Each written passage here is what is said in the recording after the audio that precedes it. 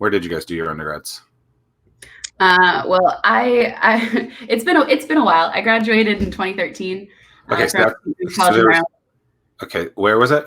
In St. Mary's College of Maryland. Got it. And then Vicki, what about you? I went to American University.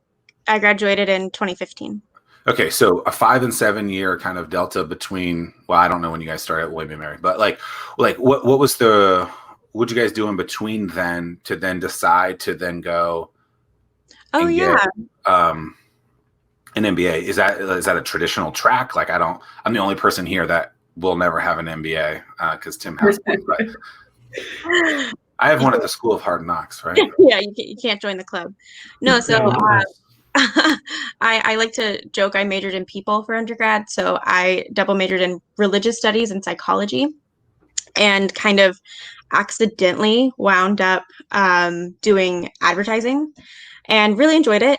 I ended up working at the Washington Post for a couple of years in their marketing department, and I wanted to actually come back to get my MBA to completely switch what I was doing and focus more in sustainability and strategy management. So for me, it was more of taking that opportunity to take time off from working to focus on my next steps. Cara, you get your MBA. Yeah, and I think we're seeing less and less of the traditional MBA path, so to speak. That a lot of our classmates come from really diverse, interesting backgrounds. There's science people. There's people who have run their own company. Of course, there are the traditional business path, but I know the school is looking to diversify in more ways than one. And my background, I studied biology and math since I was little. I wanted to be a marine biologist. My plan was to go into research.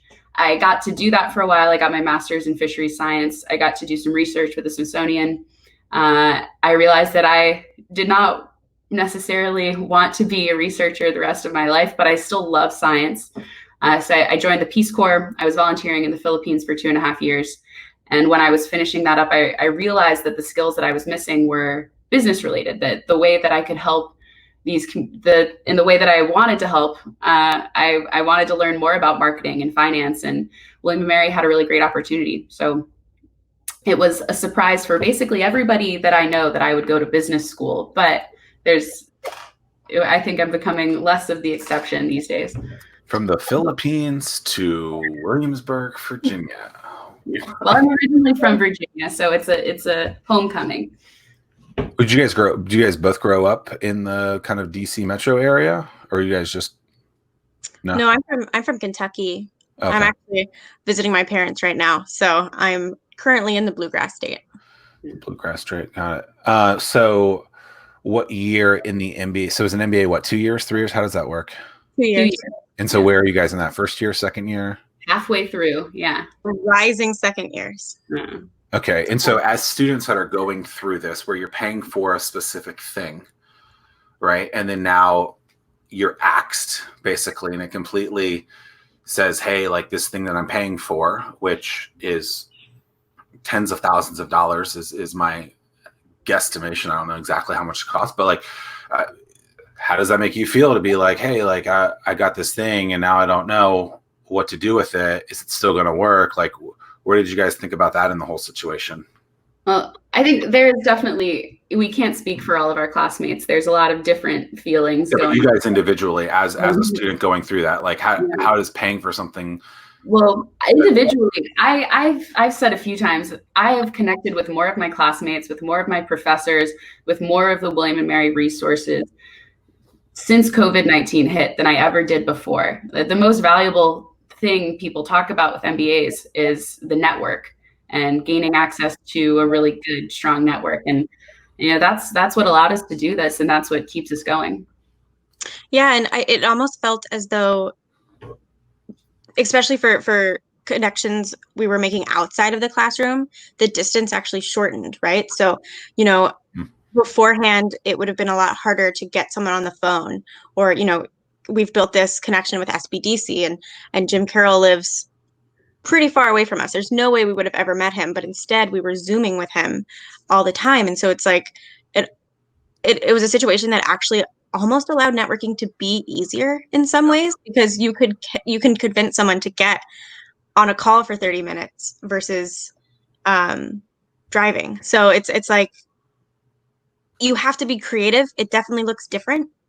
It's not an easy transition to go from in the classroom to offline, but or online. But no, there's definitely advantages to it.